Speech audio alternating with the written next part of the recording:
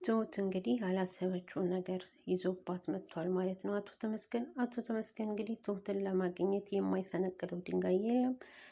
ቲናም እንግዲህ የካሌብን ንብረት ለመውረስ የማትፈነቅለው ድንጋይ የለም። ሁለቱ ነው እንግዲህ ሴራ እየሰሩ ነው።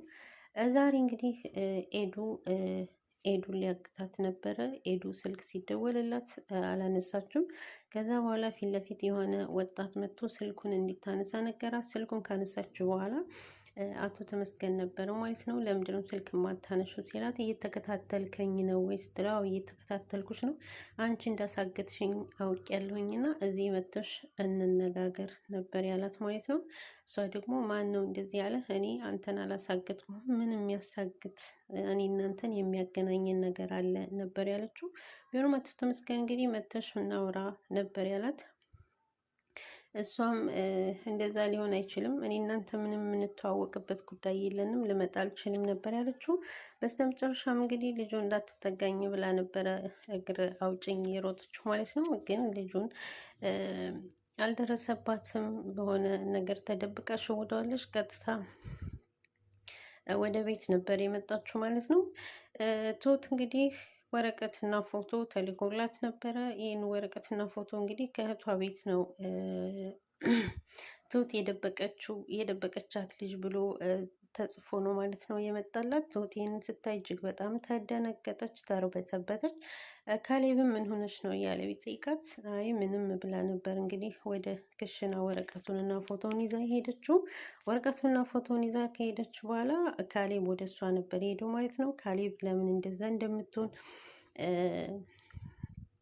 ሲጠይቃት አይ ምንም አይደለም፣ የዚህን ያህል ርቀት ከሄዱ ጠላቶቻችን ቅርብ ናቸው። እኔ ይሄ ሰውዬ የሚተወኝ አንድ ነገር ብቻ ሲያገኝ ነው ነበር ያለችው። እሱ ምንድን ነው ብሎ ሲጠይቋት እንግዲህ እኔን ነበር ያለችው። ይሄ ሊሆን እንደማይችል ካሌብና አባቱ ነገሯት ማለት ነው። አንቺ ችግራችን ጊዜ ከጎናችን ስለነበርሽ ዛሬ ደግሞ አንቺ ችግር ላይ ሆነሽ አውጥተን አንጥልሽም እና ይሄ ሊሆን አይችልም። ይሄ እንዲሆን ብንፈቅድ ኖሮ ድሮ በፊት ነበር የምንሰጠው እና ይሄ ሰውዬ ለምን እንዲህ ይሆናል ነበር ያለችው ትሁት።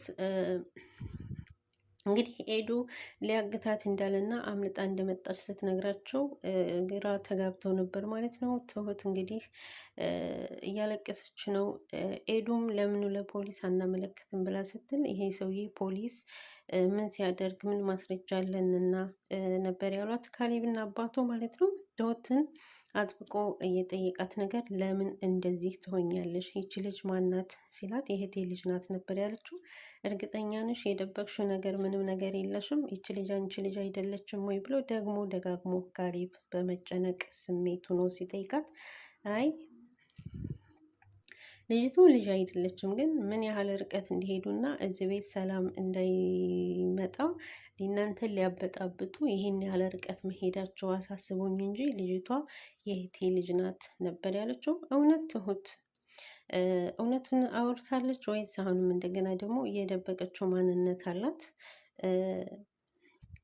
እሱም ቢሆን አብሽሪ ችግር የለውም ምንም ነገር ቢሆን ከጎንሽ ነን ብለው እንግዲህ ሲላት ዘላ ነበር እቅፍ ያደረገችው ማለት ነው። እሱ ተደናግጦ እንደውም ቀስ ብሎ ነው ወገቧን ያዝ ያደረጋት። ከዛ በኋላ ከተረጋጋች በኋላ በቃ ደስ ስላለኝ ነው ይቅርታ ነበር ያለችው። እሱም ችግር የለውም ከጎንሽ ነን ብሏት ነበር ሄደው። ሄዱ ግን ትሁትን ስልክ ስታወራ ደረሰችባት ቲናን ማለት ነው። ቲና አንቺ ከዚህ ከቤት አላመንኩሽ እኔ ብቻ ነኝ እንጂ ሌሎቹ አምነውሻል፣ ግን ምንም የታመምሽ ነገር አትመስለኝም፣ የሆነ ያሰብሽው ነገር አለ ነበር ያለቻት። እሷም ዝም ብላለች፣ ምክንያቱም ስልክ ስታወራ ሰምታታለች ከአቶ ተመስገን ጋር። አቶ ተመስገን ጋር ደውላ እንግዲህ ነገ መምጣት እንዳለበት ስትነግረው እሱ ደግሞ ምንም እዛ ቤት ቶቶሎ መሄድ እንደማይፈልግና መምጣትም እንደሌለበት ይሄ የያሹ መስመር አዋጭ መስመር ስላላደለ ድኛለሁ ብለሽ ከቤት ውጭ ነበር ያላት። እሷም ደግሞ ምንም አሁን ምንም የሰራችው ነገር እንደሌላት እና አሁንም ይህን ነገር ትንሽ ማዘግየት እንደምትፈልግ እየነገረችው እያለ ኤዱ በሩን ከፈተች ማለት ነው። ኤዱ ሰምታታለች።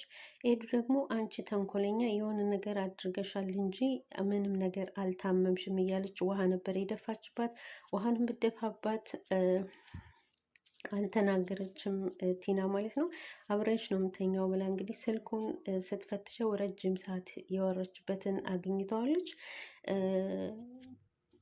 ተነሽ ብትላት አልተነሳችም። ቀጥ ብላ ወደ አባባ ጋር ነበር ሄደችው። አባባ ሲጠይቋት ቲና እንዳልታመመች ስትነግራቸው አይ ቲና እንዴት ያለች ልጄ ተይ፣ እሷ በፈጣሪ እጅ ተይዛለች፣ ስራዋን እየሰጣት ነው ነበር ያሏት። እሷ ግን ስልክ ስታወራ ሰምቻታለሁኝ ብላ መልሳ ስትሄድ በሩን ሲከፍቱት ቲና ተናዳ ስለነበረ ስለነቃችባት እየተራመደች እጇን ፈታ ምናምን ነበር። ከዛ በሩን ሲከፍቱባት እንግዲህ ምንድን ነው ያደረገችው? ወደቀች ማለት ነው። እንደውም አባባ ቲና ማነት ኤዱ እንደ ጣለቻት እና ልብሷን ደግሞ ማን እንዳበሰበሰው ኤዱን እየጠየቋት ነበረ።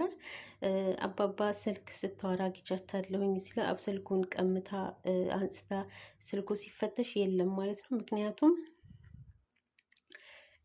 አጥፍተዋለች ማለት ነው። አጥፍታው ነው ብላ ብትነግራቸውም ኤዱ ሊያምኗት አልቻሉም። በስተ መጨረሻ ግን ደስ የሚለው ነገር የኮሜንታተሮች መልስ ሊመለስ ነው ማለት ነው። እሱም ካሜራ ነው።